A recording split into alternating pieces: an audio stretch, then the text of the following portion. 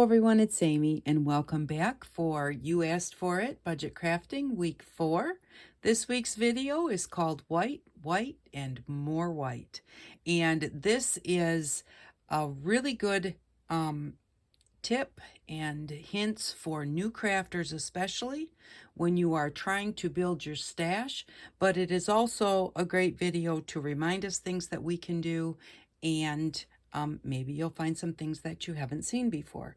So as a new crafter, you go to the craft store and you see buttons and they're all different colors and the beads are all different colors and you want a little bit of every color. And you either buy a package that has a couple of each, and when you go to do a project you need 3 or 4, or you buy a package of every color, and not only do you wind up with so much in your craft room that's hard to deal with, believe me, you also wind up spending a whole lot of money on colors that you may or may not need for a project. So my biggest suggestion when you're starting out as a new crafter, buy it in white. You think, oh, I don't want to buy it in white. What am I going to do with it? Okay, hopefully this is not going to be too shaky, but this is what you're going to do with all of that white. We have white fabric, we have white thread, we have white buttons, white flowers, white yarn, white organza and silk ribbon. We have white papers, white string, white beads, white lace, and these things will help us with any project that we're working on. If we have maybe some Sharpie markers, some watercolor markers, some paint of any sort, and we are going to turn around and turn them into this. This is everything that was sitting over there, and now it's in color. It's in any color that you want, so long as you have that color of paint or marker, or Kool-Aid. These are Kool-Aid dyed papers here. There's tea dyed and coffee dyed. These two are water painted. These are Sharpie markers. We've got Sharpie marker on organza and on lace and on just a silk ribbon, not real silk. We have Sharpie marker on yarn. Now on this, it's hard to do yarn because you color it with the marker, but then you have to kind of turn it over to get the other side, and because this was all crinkly, it didn't want to like lay flat. So this still has some white on it, but actually that looks kind of cool. We have white flowers that we can turn any color that we want to. Those are with Sharpie marker. We have fabric. This fabric is with watercolor markers, just kids, plain old kids markers. And then I stamped on some. I was watching Sonia a while back and she was stamping and I thought, I want to do that. And these two pink ones are painted fabric. This thread, this is the thread that I pulled off as you rip your fabric, because it's nice to get a nice straight line. You just rip your fabric and you have a nice straight line. And when you rip it, then you pull all the extra little threads off, and I had them all sitting there. I had extra paint when I was painting the fabric and the paper, and I wanted to not throw it away and get rid of it. So I picked all these up, stuffed them in there, and now I have this. It has a really cool kind of stiff texture. I don't know what I'll use it on, but it would look really cool, like sitting maybe behind something. Not this whole great big blob, but, you know, pull off a piece of it. So now we have colored thread. This is crochet yarn, and that one was easy to color, even though, you know, it is round. But normally when it comes to string, and I don't have any plain cotton string, I always dye my cotton string, and the last batch that I had, I don't know what I did with it. So, and then beads. This is just an old necklace, and I have some that are painted with fingernail polish, others that are colored with Sharpie markers. Now, your kids' watercolor markers would not color on the hard plastic, but Sharpies work great on anything that has a hard surface. We have buttons here. These were all white buttons to start with.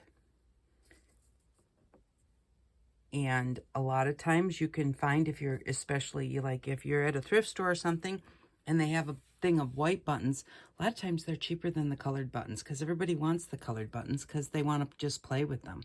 And so there we go. Now we have buttons. If you have a package full of white buttons and you need 4 purple ones, you can color 4 purple ones, and you have all of the rest that are going to wind up being green or yellow or red or whatever color you want them to be when the time comes and you need them.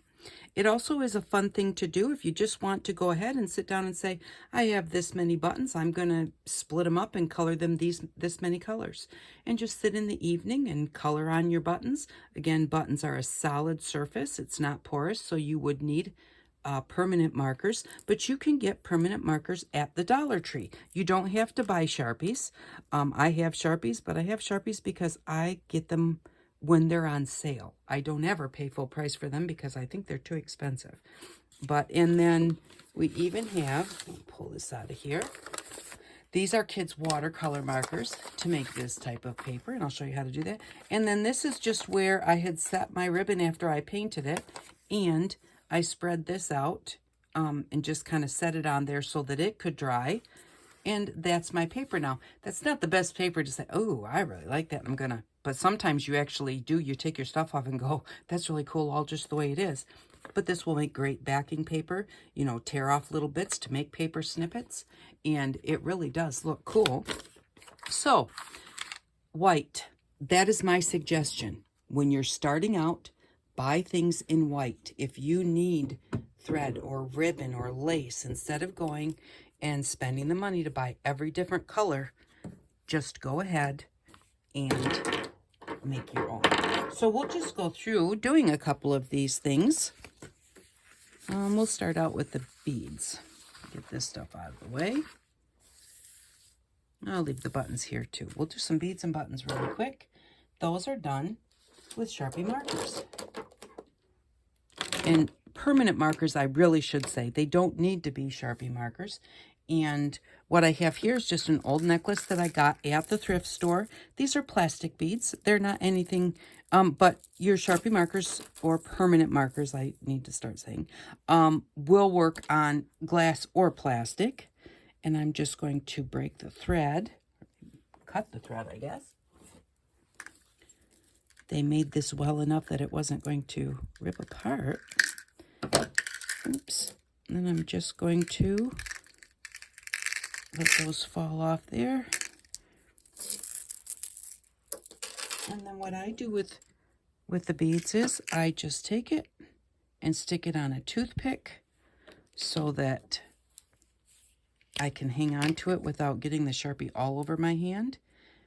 And then just go ahead and color it.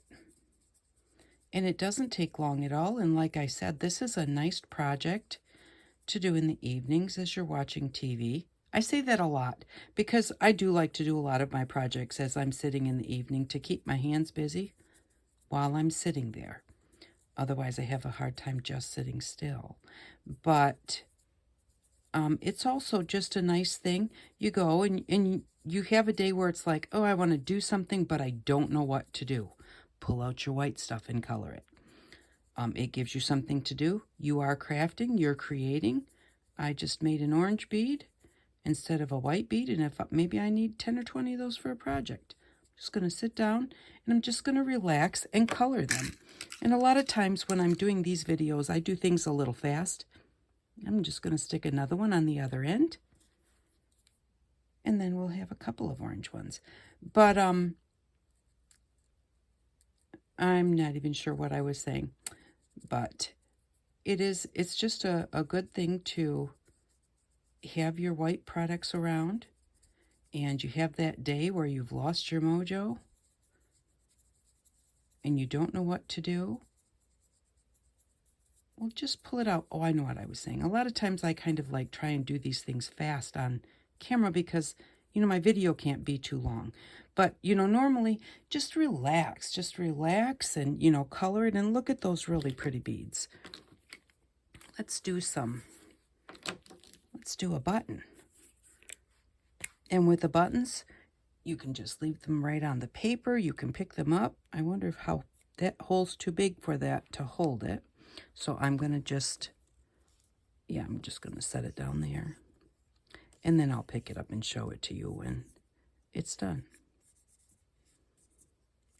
But you just take your markers and just color it. And the thing about the alcohol markers is they dry quickly. If you get alcohol on your hands, if you get the alcohol marker on your hands, because it's a permanent marker is an alcohol marker, and you need to get it off, rubbing alcohol will usually do a pretty good job of taking it off. I'm just going to do the side. You can do the back, or you can leave the back white, however you want to do it. And it dries super fast, which is great.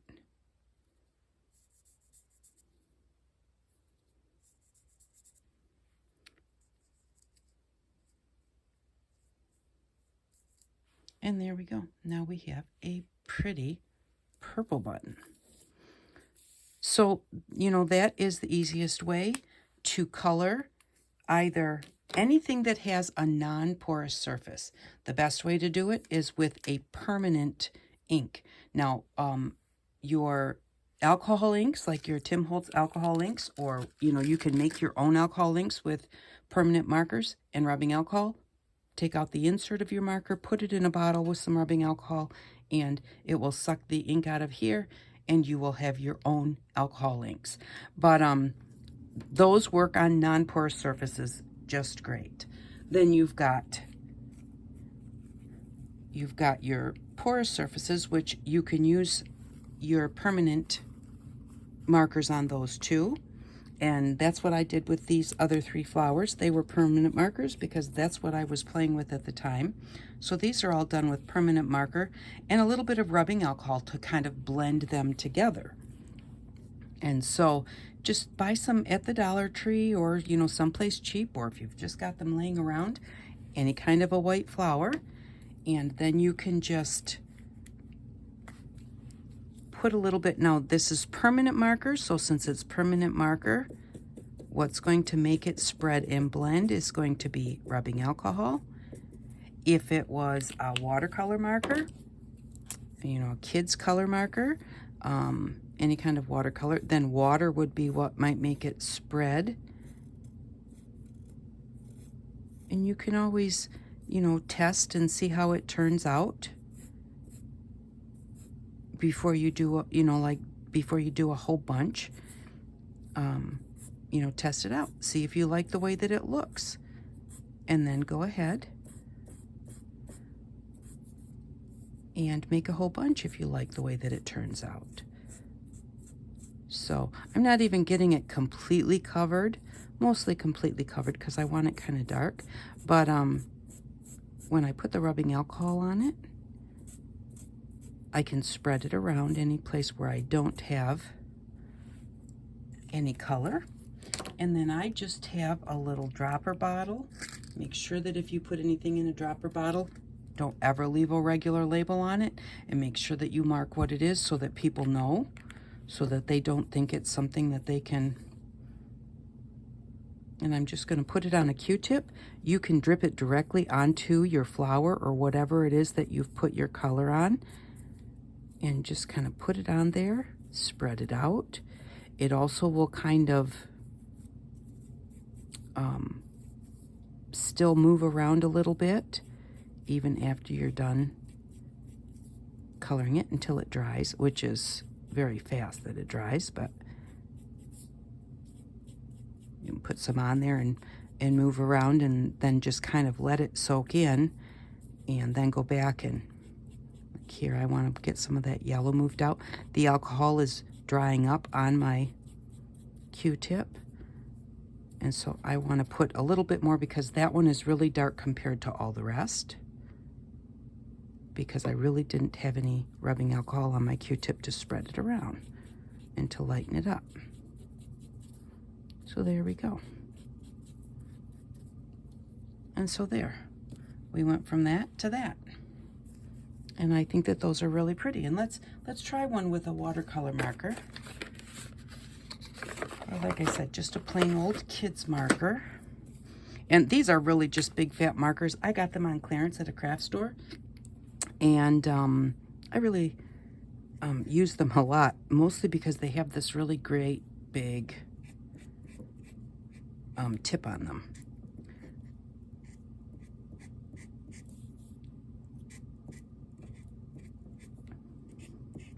Okay, I'm not going to really color the whole thing. The first couple I kind of did. So there, I've still got like some white on there. That is going to soak around on that because it's fabric of some sort. But then I'm going to get some water. Let's put it on something. I'm going to put it in here because I don't want to get the water all over. I'm just going to spray a little bit of water on it. And do I have another Q-tip? I don't. I'm just going to kind of maybe move it around in there. See, because I put the water on there and it's a watercolor marker. That's coming off. Now, this will take longer to dry because it's water-based instead of alcohol-based, and alcohol dries up super quickly. But there we go. We have a really pretty blue one with a watercolor marker. So you don't have to have anything special. Now here we've got some of that blue still in the cup here. I'll put a little bit more water in there. And let's take a little bit of our fabric. Stick that in there. And soak up that color. Don't want to waste it. And I do use fabric quite often to soak up color and wind up with some really cool ribbons that way.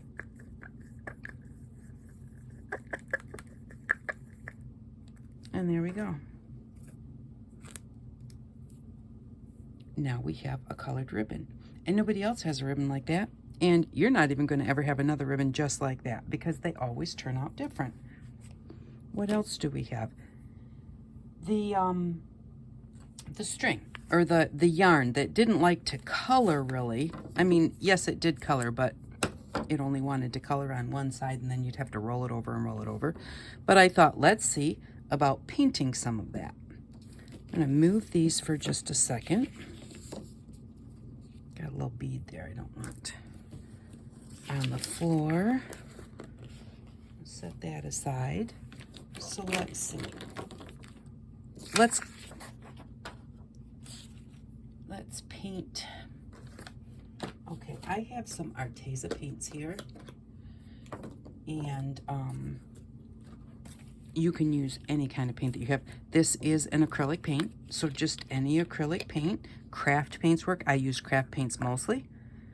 But I got these Arteza paints when they had asked me to do a video on them. They're very nice paints. I really do like them.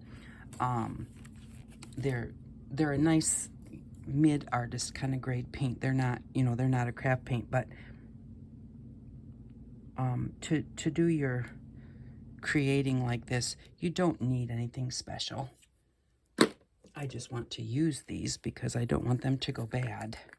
And that is the thing about buying things in every color, or buying 3 or 4 or 5 of something,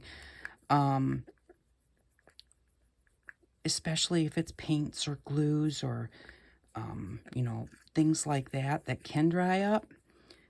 It's kind of sad when you go to use it and go, I can't use it because it's dried up. And usually once a paint dries up, it's just dried up. There's not a lot you can do unless it's watercolor. But, so, you know, that's another reason to not necessarily totally go overboard when you're buying. Okay, so now we have some colored water. And so we can use that to dye our fabric. I want to try and use it to dye that yarn and see how that works. That yarn is some kind of, I don't know what I want to call it. It's a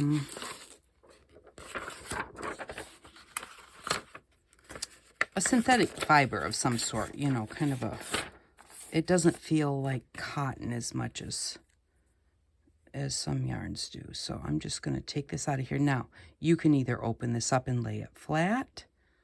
This one has got a lot of deep color on it, and that's because I didn't get it mixed up really well. But I think I'm going to just lay it like that. It's going to take a while to dry. It probably won't be dry till tomorrow, but then when I open it up, it'll have a lot of nice little different colors on it. You know, it'll be darker here and lighter there, that type of thing. But let's see if this yarn dyes or not. And that's the thing. If you say, well, like I tried to color it with the permanent markers, and that just didn't work. So I just try something else. Ooh, it does dye very nicely. Again, just plain old paint with some water. And there we go. That wound up having a real nice color to it. It took the dye, or paint water, I guess I should say. It took that really well. And then also, the other thing that I do with the paint water, which I don't have a paintbrush. I can't believe I didn't bring a paintbrush out here. Oh, okay. Excuse me. But you can just take your water and paint it on your paper. And that is what I did here. I painted this piece of paper completely, and then it was kind of wrinkly, so it had little wells of paint sitting here and there. So then I took another piece of plain paper and just set it on top of there and let it soak that up, and you know, so it wound up with some white streaks on it. So, you know, you just play around. And like I said, let me just grab a paintbrush really quick. I'll be right back. It won't take me very long. It's just right here.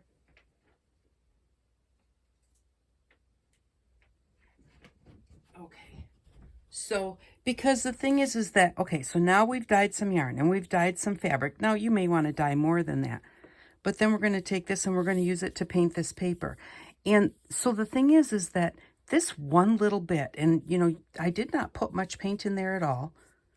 That little bit of paint is going to wind up dyeing a whole lot of things. And then you will have, you know, you'll have some paper, you'll have some fabric, you'll have some yarn. We'll throw a flower in there. You'll have all these different things that all have the same hue to them, so that, you know, if you're doing a project, all of these things kind of go together. So you can, if you want, make a set and kind of put them all together.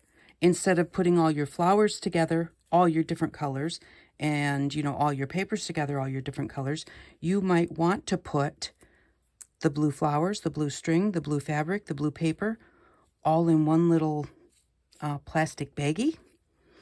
And then keep it together so that, you know, you can use that to do a project and they will all be of the same colors. I'm going to put this right on top of the paper because, again, it will drip on the paper and it will make some cool marks. Now, you know, is it going to make a mark that looks like a flower? Not really, because this flower is not completely touching. But I put leaves on them, and if you press it down to where it touches, you know, regular leaves from outside, they a lot of times they'll stay in contact with the paper, and then they make really cool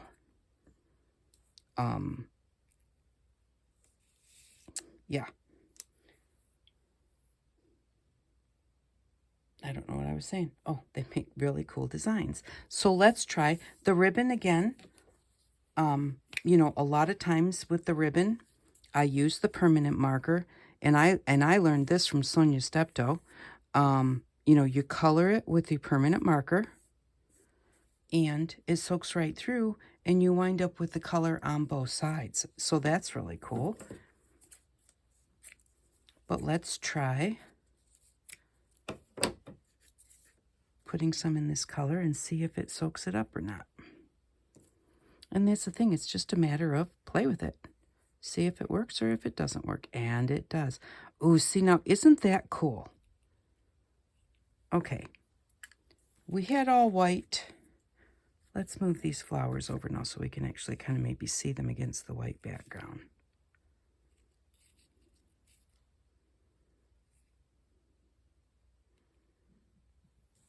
Okay.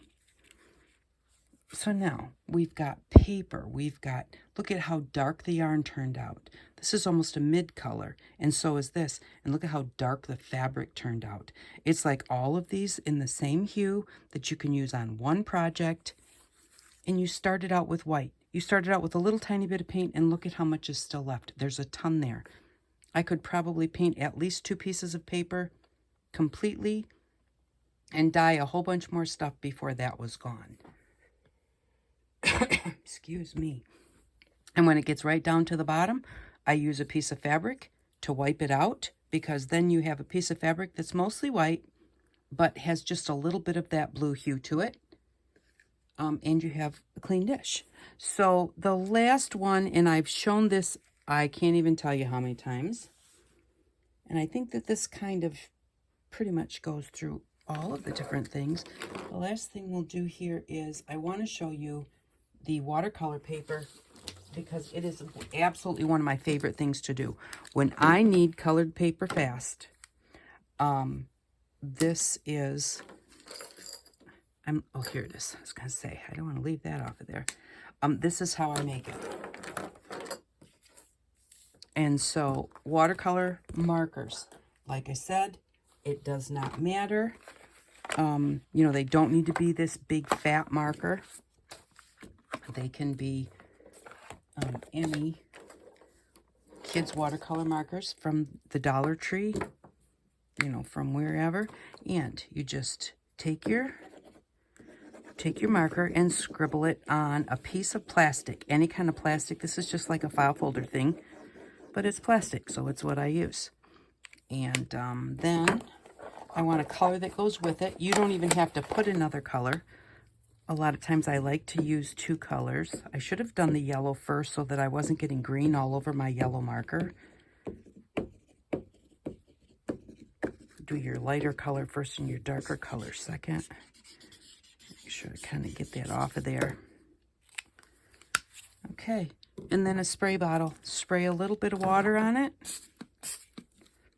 Take another piece of plastic, put it on top, and give it a rub. You do want to rub it, because that's going to kind of move it around. You don't want like the lines, the scribble lines of your marker to show up. You want to squish it all together so it winds up kind of mixing. Then you take a piece of paper, you put it on there, put your other piece of plastic back on there so you have double-sided paper. If you don't want double-sided paper, then you just put one piece of paper on one plastic and one piece of paper on the other piece of plastic.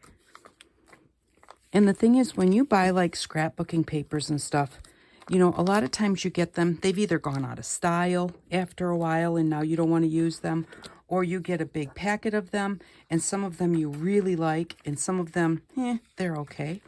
And so that is how you do the watercolor paper. Now, if I don't have enough, like if I want to do the edges, then I just do it again a little bit, and then just come back in and color the places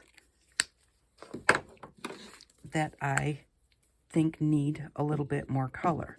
And whenever I use the yellow, those always wind up very light colored papers, but a lot of times I want a light colored paper for a background. I don't necessarily want a really dark colored paper for the background.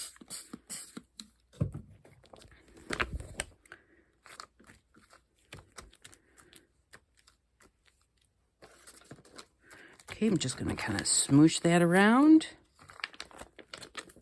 Now I've got, see if you can see like the color on there.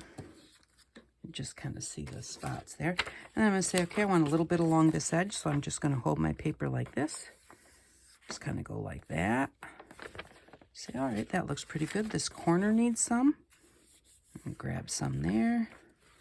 Just do a little bit along this edge here. This whole top part could use some. Maybe a little right there. Okay, now that side looks pretty good, so then I'm just going to pick up the rest of what's there. And then I'm going to take this one and turn it over to do the other side. So I'm going to go ahead and pick some up there. I want a little bit right here. Along the top edge up here. And all you do is you just look for where you still have marker on your paper and just grab it that way. A little bit down here. I want some right here in the middle. And that looks pretty good. So then I'm just going to put that on there and pick up what's left. And there we go. Now we have our green and yellow paper. And you can do the same thing with your fabric.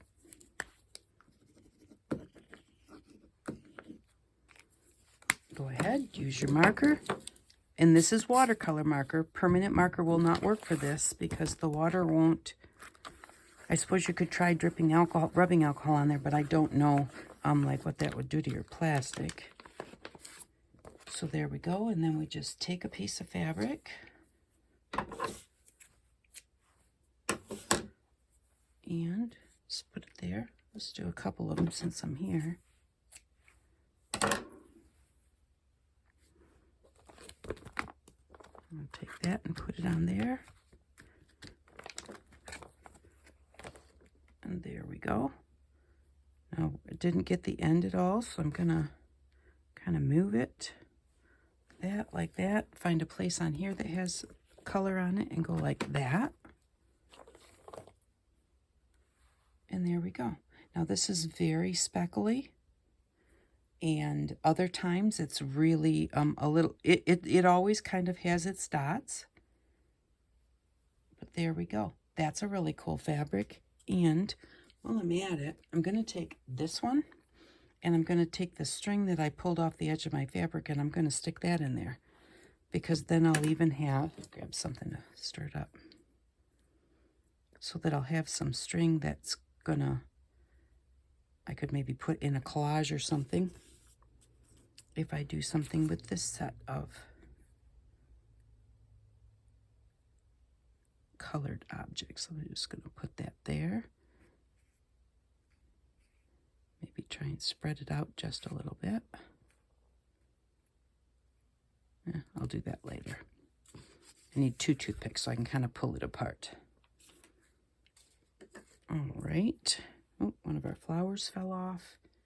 And then also, if you want your fabric to be more of a solid color, when I'm done doing this, especially when you switch from one color to another, you want to make sure that you wipe your plastic off.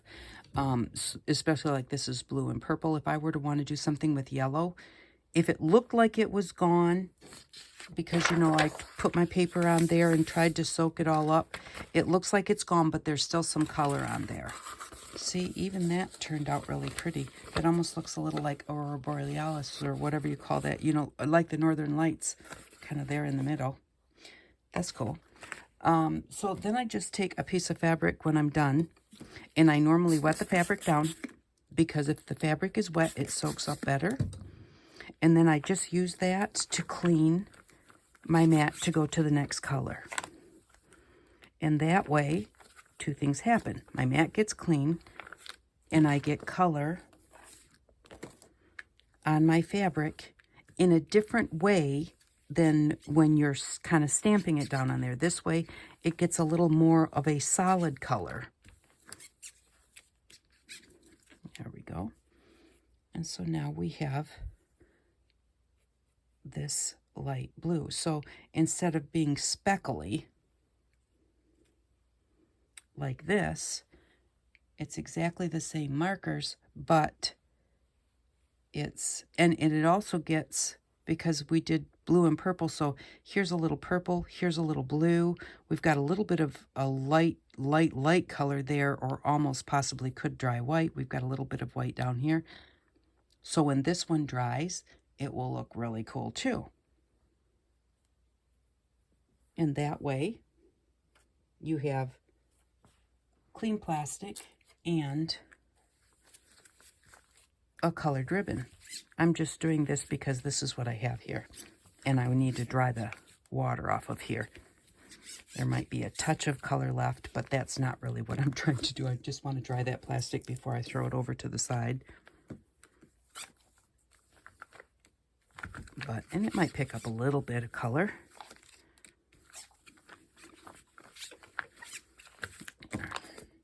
Okay.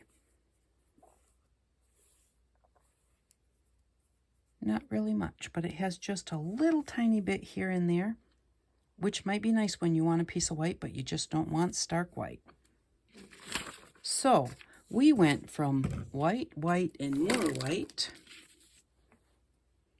to all of these really pretty colored projects